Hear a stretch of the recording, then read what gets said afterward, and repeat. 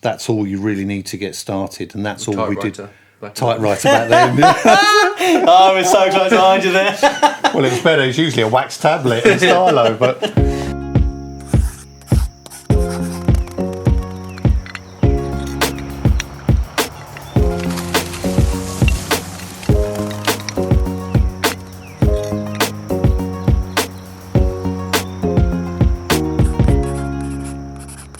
Hello and welcome to another episode of the Outside Crowd podcast. It's a slightly different one today because I am hosting it, Billy Gordon.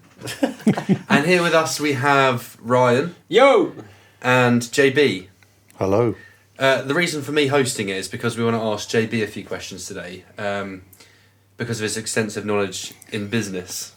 And it's just going back on his company, how he started it, why he started it, how it progressed, how he grew it, and then the end result, if we can squeeze it in. So I think we just wanted to start first and foremost with what you did before you started your company and what led up to it. So if you could start with that, that'd be great. Crikey, I'm under pressure here, and I'm being grilled. I have to make it all up now, pretend I actually had a successful company. What did I do? Initially, I trained as a quantity surveyor. So I remember I worked at a practice in Tunbridge, Baker Mallet, wonderful company, really, really nice company. Had a great laugh there working there. And I got chartered as a chartered quantity surveyor. And then I wanted to get into the sexy part of quantity surveying, which was, yeah, precisely. This is as sexy as it gets. It was claims and dispute work. Ooh. So I wanted to get into claims and disputes because that's where there was more money in it, and it was also there was a lot more kudos in that type of work. You know, trying to get expert witness work, and I worked for a practice up in London. I'm not mentioning any names. So it was good fun. They were a nice practice, big company, and while I was there, I became a member of the Chartered Institute of Arbitrators. I started doing my masters at King's College in construction law and arbitration. I was done a postgraduate course in construction law and arbitration, and did a lot of claims work. So I was working on things like did a load of labour disruption claims. First one was like the MOD building down in Bristol. On a curtain walling project. I worked on the new parliamentary building up in London. Loads of labour disruption claims on the Jubilee line extension. It was just like loads of claims work. And then when I was doing my MSc, I was working with a chap there. I was doing it with him, a chap called Mick Mulvey. Give him a good call out. He's a brilliant bloke. Oh, and we both sat there and we were thinking, oh, well, we could set our own company up, couldn't we? Because the company I worked for, they took everyone essentially on as self-employed consultants. So that was good because it started to make you understand how to do an invoice, how to become VAT registered, how to do your timesheets and all that type of stuff. And so we thought we could set up our own company. Can I ask what sort of age you were when you started your business? I think I was about 29. Okay. I think it was just before I was about. No, it's a bit more than that. It might have been. Yeah, it was around about 29, 30, something like that. I think. When dinosaurs roamed the earth, mate. Yeah, I know, from the Jurassic period. 29, 30, and so you. I think. And you had sort of like 10 years experience, or maybe. Yeah, that's it. I mean, when I look back on it now, I really did not have enough experience. Yeah. Technical experiences, in claims and everything. But it's just like that. When you're young, you just think, oh, we can do that. But I never really wanted to be someone who did all the technical work. Really, I like running a business. I like trying to. But the thing is, I thought I liked running a business because I'd never run a business before, and I didn't really. I don't say I didn't have a clue. I had an idea about what you had to do. So we just thought, sod it, let's give it a go. So we did, and there was a chap we were working for. We got our break in a way. We were quite lucky because there was a chap who used to work for that company I was working for. He joined a new company, and he was working up on a painting dispute on the Forth Bridge up in Scotland, and they wanted some resources up there. So he gave me a call and said, would you be interested in coming up to Scotland? So I said, yeah. And they took us on under our new company. That was, MBM, and MBM's still going. And yeah, so I was flying up to Glasgow every week, and yeah, and like earning money. So we were mad. I resigned from the other company. We were working on the painting dispute up in Glasgow, and then earning money, putting as much money aside as possible, and then starting our business from that point. And while I was there, Mick was my other director, Mick Mulvey. We did have another guy, Pete Masterman. He's a smashing guy. But Pete, he was there with us for about a year, and then it wasn't really for him. Mm-hmm. But essentially it was me and Mick. And yeah, we were the ones that sort of started off. And we sort of split it up sort of quite naturally. So I looked after more of the business administration, and Mick did the marketing side. So Mick already had a few little clients, some great little subcontractors and people. We had a right laugh when we first started out. Tricky Trev, wherever he is now, great guy. We all know Tricky Trev. Absolutely, such a laugh. But you did some of these small little jobs for people, and you started to earn a bit of money, and you're putting the money aside. And it was always the idea, my view was always like, try and get yourself as cash rich as possible to start with. Don't try and fleece the company for as much as you can. Just get the money in, put it in the bank, and build up your cash reserves. Because I remember there was a small builder I worked for once before, and the guys who run that, they just like seemed to, they lived on cash flow.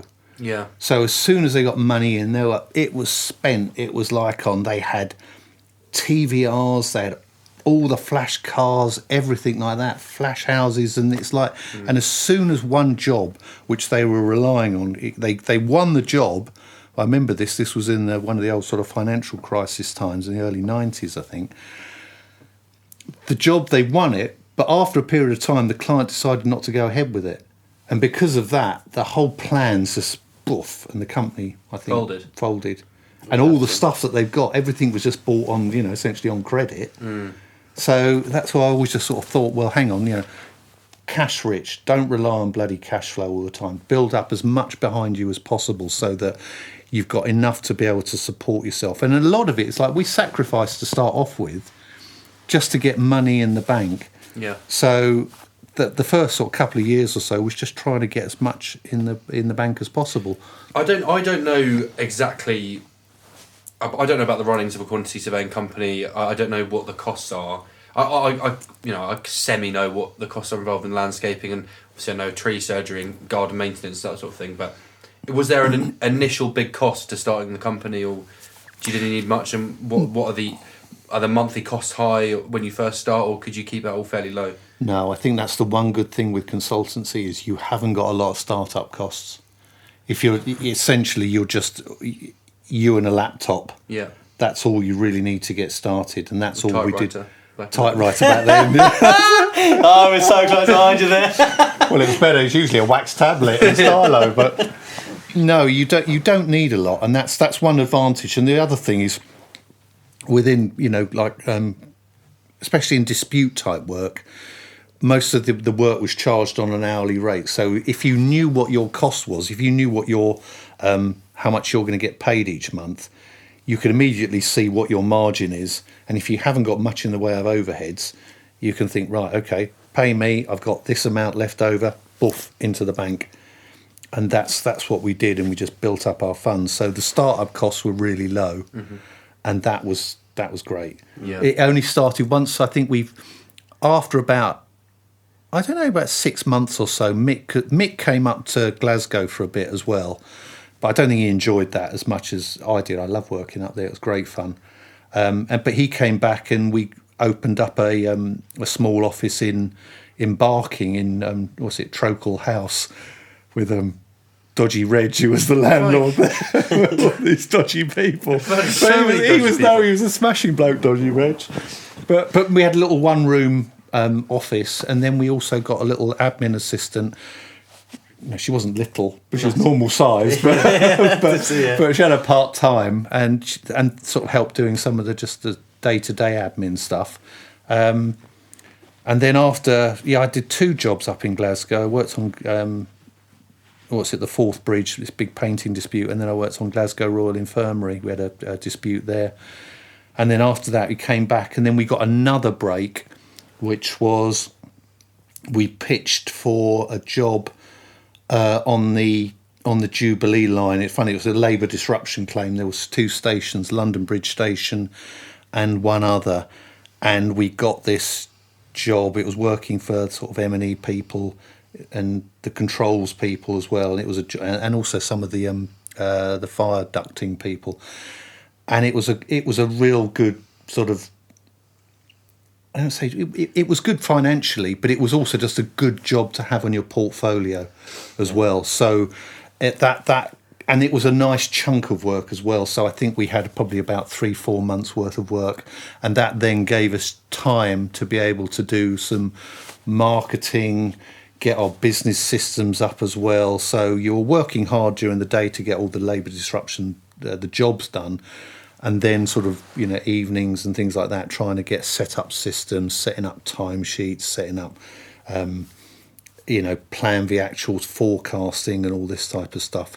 And a lot of that, that developed over time as well. But, it was very much the early days, trying to get work in. What would you say your biggest challenges were compared to being employed? So the things you found the hardest going from employed or self-employed as you were, but being in that contracting position versus setting up your own company for those first couple of years, what did you find the hardest things? I mean, I can name a million things, but from your perspective, in a different time period as well. I think the. Well, I mean, economically, they probably are very different. Yeah, I mean, they were different, but I suppose the thing that I always found that was difficult was because we just had. When we started MBM, I think we just had our second child. So Tom had just been born. So we'd had 2 kids. So there was lots of bills. There was all that type of thing, running a family as well. And there was never the security of being in a PAYE job. Mm-hmm. So you had to it was the concern of not having enough work. And as I was more focused on business admin and keeping all that side working, Mick was doing a lot more of the marketing. You're relying on Mick. I mean, it was always a joint effort, so we'd always sort of get ideas and do stuff together. But he would often go out to a lot of the meetings and things like that to start with. And also, as a small company, we were trying to work with sort of bigger companies, but you're competing against a lot of name brands as well. So when you'd only been going for about a couple of years or even a year, 2 years, you're pitching against big established companies. So you've then got to try and convince those people that you can deliver the same quality of work, and also a lot of those clients would have their own pet consultants as well. So you're trying to break into a market where clients have already got their own existing consultants, and you're then trying to demonstrate that you can do work as good as them. And the thing is, though, that we always knew that we could do the work as well, because when you looked behind at some of these larger companies who worked for clients, all they did in a lot of cases was, because they didn't have enough resources themselves, they would go off to agencies and just get anybody in, just to get a bum on a seat and to get the money coming in. The quality of the work wouldn't be any good in a lot of cases. And we always knew, because of the people that we had, we knew that the quality was always going to be pretty good. We did mess up on a few things. Of course we did. Everybody did. That's it, everyone does. But we knew generally that we could provide a good service. And one thing we did, we always made sure that the presentation of our documents was always really, really good.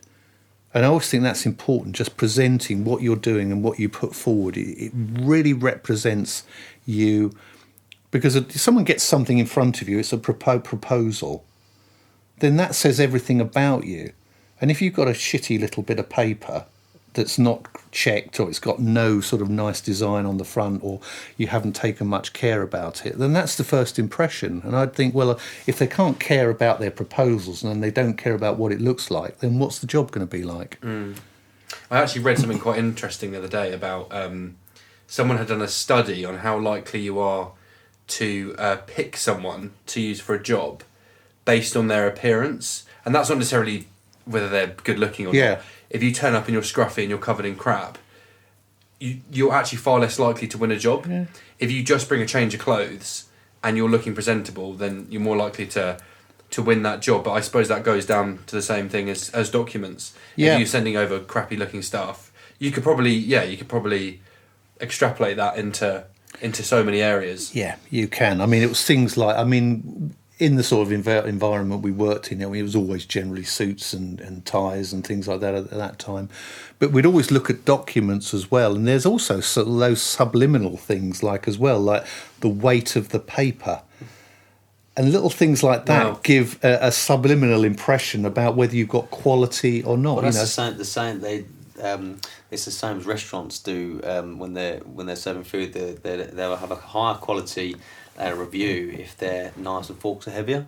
Really? Yeah. So if your knives and forks are heavier, people, I believe, are willing to pay about another 15% more than the cost. Yeah. I was reading the other day. No, I can understand that. Yeah. That's what I found quite interesting. When you said the weight, I thought, that's maybe the same. Yeah. Same thing, eh? And that's we've spoken about this several times, haven't we? Like the clever ways in which you can market yourself. Simple ways, eh? Yeah, simple ways. But I mean, it might be simple, but it's not always blindingly obvious. No. These little subliminal things that we do.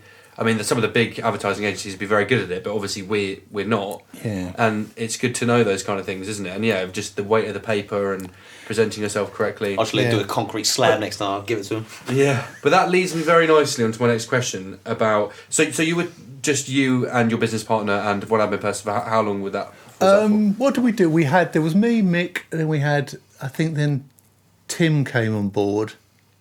Tim's brilliant. He's there now. He's like the MD now, and he's just a very, very clever guy. Very, very clever guy. And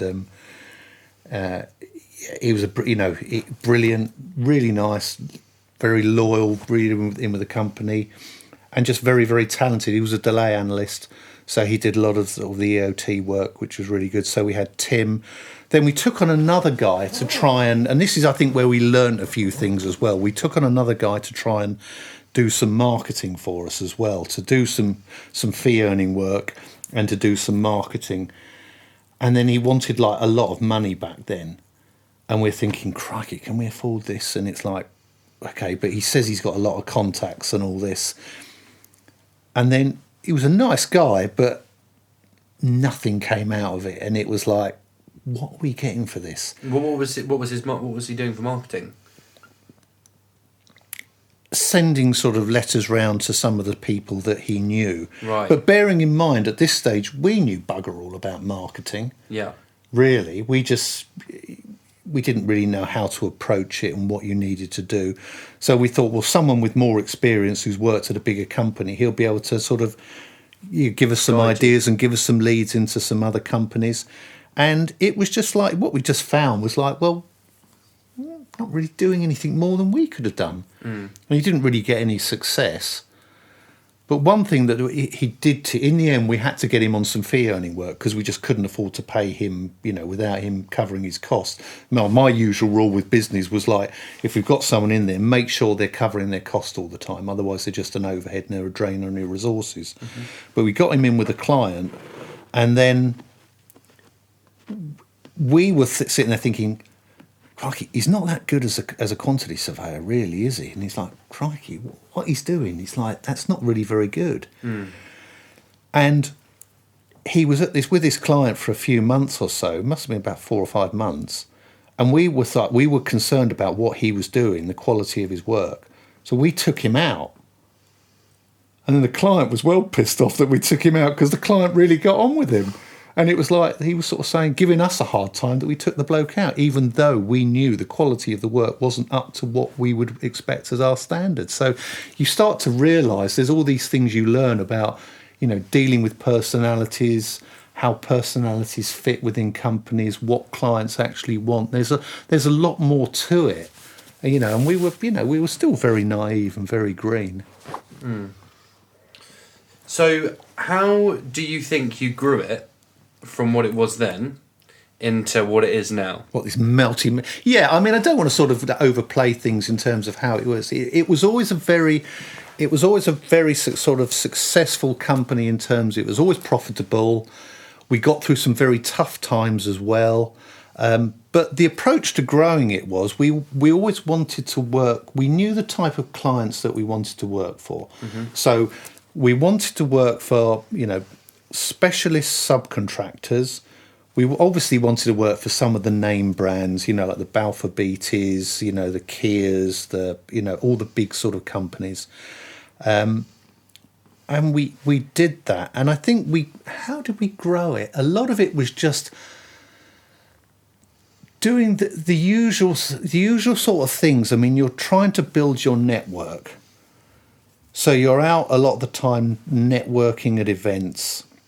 You're trying to find those people who are the decision makers, who are the influencers. So you're trying to look for those key people and you're trying to build relationships with them, which is very slow going. It's a slow burner. Because, as I said before, a lot of these people, like if you want to work for the commercial director for Balfour's, he's already using people that their own sort of consultants that they use already. So you've got to be able to try and break in there. And sometimes then you have to keep sort of firing off your information. You have to keep trying to ring them. You have to keep trying to get meetings. And a lot of it was just trying to be structured in how we approached people. Consistency. Consistency in terms of getting information out there. And also building your reputation, building... the quality of delivering a good job. I'm waffling now because I'm really trying to remember. Well, just for reference, how many people did it grow to before you sold it? We probably overall it's probably around about 20 odd people on average, something like that. And that's administration and marketing. Because it would vary, and there was times when there was a bit more, there was times there was less, and you'd have a mixture of PAYE staff, which would always be your core of it, and you support it with self-employed type people as well. But as you get older and as you go on, you start to develop your network of people, and those people that you meet when you're younger. So like, when I was about 30, your assistant quantity surveyor mate in another company, in 10 years' time, had become a senior quantity surveyor who was a decision maker in some of these other big companies. Yeah. So you'd often got links there. Also, you would get an opportunity. Sometimes your marketing would hit the right person, and you go along and you'd learn, you'd develop your presentation skills, you'd look at the sort of things, you'd be able to ask questions which would help help open the door better, help to present yourself better, and someone would give you a chance, want to put a proposal in. So we always knew that we could always be slightly cheaper on cost, and I think a lot of clients would knew that because we were a smaller company, they'd want a cost benefit. And it worked because we worked for a lot of big name contractors, and we worked on big projects. We worked overseas. We worked in I think Tim worked on a project in Gothenburg. I worked in the Middle East. I'm on Muscat International Airport. Wow. Worked in another big hospital in Qatar. Went from a bridge in Scotland to there. Good on you. Yeah, I mean, fair play. There's nothing wrong with a bridge in Scotland. No, I tell you, not that one. When you keep painting it from one end to the other, it was that was a fascinating project. But a lot of it is, I think it's setting up systems, because I was always keen and thinking, basic stuff I wanted to know is I wanted to know each month, what was our cost going to be? Because if we're employing people, I wanted to know how much that was going to cost me, what my overheads were, how much we were making each month, and if we weren't making, and generally we always made money, and that always became down to, as long as we got enough work, if those people were gainfully employed, because most of our work was done on an hourly rate basis, so if you've got a guy and he's fee earning, you know that you're selling him at more than he's costing you. So you knew that you're making money. It was then a case of how much would that cover the overheads and by how much. And as long as you're keeping your finger on the pulse all the time, and then looking ahead to make sure when those jobs are coming towards an end, because if a job's coming towards an end, you've got to make sure you can backfill it and something else can come in. So you've got to be then keeping your marketing going all the time. You've got to get, case studies out. We'd do a lot of things like we'd send marketing information out, case studies, what's the other stuff we do? Articles, yeah, all that stuff. We go to networking events. We go to networking events with solicitors. They're always really good to go and meet people at. And just generally, also LinkedIn to find those people that you want to try and contact. Yeah. And then you could sort of direct your marketing towards those sort of people. So you could be targeted on who you want to actually get in touch with. So you're really trying to focus on the people that you want to work with. And also we had some breaks as well. Some guys that work with us, they got, at the time we got pissed off. They got poached by a company. But in the end, they became clients. So because we taught them, how to do some planning and all that sort of stuff. And then, they said, when they needed resources, they came to us. So we got good ins there.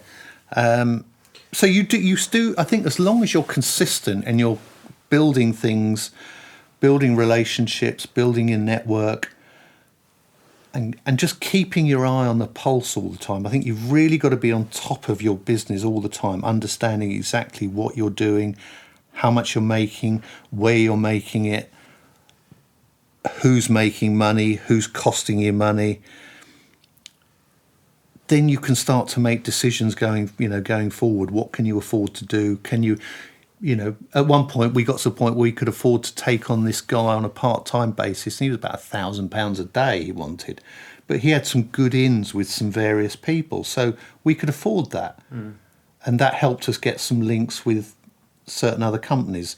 It was never as much as we wanted. We always wanted more out of these people, but I'd like to ask you, obviously me and Ryan use you as a business advisor. Yeah, that's correct. Which has been really helpful for me, and I'm sure you can say the same as well. Absolutely, don't tell too much. And obviously started out as just on the tools, and that's what I know about is tree surgery, and that's what I learned about.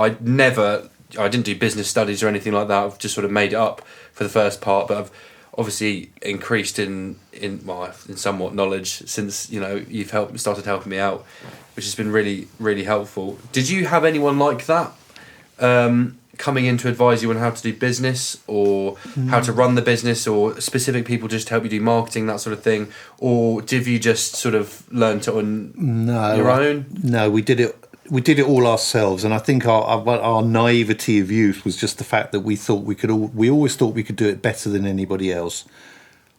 Stupid sods, Yeah. But it forced you to learn. I mean, the one thing I remember, before I got into quantity surveying, I did do I did a year of a business studies course, and I did a bit of accounting. Okay.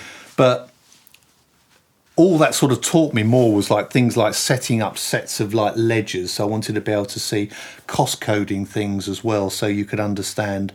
And also the quantity surveying background gave you the idea that at least you do your cost value reconciliations to see how your job's going, all that type of stuff. So you always had your finger on the accounts. But no, we didn't really have anybody. We taught ourselves, and I think the one thing that took the longest was the marketing. Yeah. Because it was like, first of all, you'd learn things about business systems, and then planning and forecasting, budgeting, all that type of stuff. And then once we got that in place, we're thinking, well, okay, how do we make our marketing better? So marketing books, reading, because you didn't really have the internet so much then, and you were just like teaching yourself. Yeah. And I've always like interested in trying to make myself as good as I could be. So I didn't mind learning, and I quite enjoyed that. Yeah. And you'd start to learn how to market. We did at one point. This was later on, probably in the company. We got some grants, some business grants that were going, and we had some people who gave us some business advice because it was we got it out of this grant, and I was never really that impressed because I think one thing we found with the company, we got to a point where we were doing pretty well. We're doing okay. We were earning some good money, and I think because of that, we got to a point where we were comfortable. And because of that, we're thinking, is there really much need to really push it anymore? And I think that was always the issue. We could have pushed it a lot more than what we did. Yeah. And I was always a bit disappointed that the people that we got on to give us business advice they never really helped us, and they never really gave us the answers to some of those questions that we wanted. So how do we take it to the next level? Yeah. And, I know now, but I was just expecting more of those business advice people, and especially how much they bloody charged us. Yeah. Back then they were like well over £100 an hour. Yeah. And I'm thinking, can you give us a lot more for that money? Sure. But I suppose it depends in which way you learn. I guess, you wouldn't... I can sit and read loads of books about tree work because I'm really interested. I'm sure you can read books about, landscaping or stuff. Yeah, just stuff that you're interested in. That's it, yeah. But if it comes to me sitting down and reading a book on how to do profit and loss and stuff like that, I would learn far more by watching you doing it and you talking through it. So if a business advisor is helpful for you, then it's definitely something you should seek out. Definitely. It's been a massiff. It's been a massive. It's a bit of mentorship as well, isn't it? To have someone who's done it before and to teach you, and especially if you haven't got a business partner like you did. I was going to say, sorry, cutting across you there. I think that's from our perspective, and when I look at compared to with you guys, I think that's one big advantage we had was the fact that there was at least was two of us. There was me and Mick, but also Tim. Tim was he was very sort of very logical in his thinking and how he went about. So he always contributed good ideas. So as a team, we always had good people to bounce ideas off. And I always think, especially for people who are running their companies on their own, that is bloody hard. Yeah. Because you've got to make a lot of decisions. You've got so much to do, and not to have anybody to bounce ideas off, I think is bloody hard for you guys. I've called you so I have my a lot rock of many times. Many times it's my rock. He's saved it on my phone as the rock. So that's what I would say. Yeah, if you can get some advice for someone, or just even someone to bounce ideas off, it can be massively helpful. Yeah, definitely. I think we are coming close to the end, so I would like to ask you a final question, if I can. Not my first girl. No. So you sold the business. Yes. At the end, was that always part of your plan? And if it was, well, great. If not, do you regret it?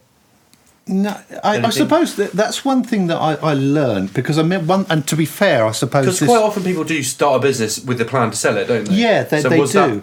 I never even thought about it when we first started the company. Never even thought about an exit strategy. You just thought, go that way. Yeah, just go that way, keep going. Yeah. Never thought about it. But the biggest advice I think I'd say to anybody with their own business now is start it and set it up as if you're going to sell it. That's right, at any point. At any point, because you never know when you might want to get rid of it, or you might circumstances change. And if you can, it's running in a way where someone can just come in and take it over, you've got a really nice little good going concern.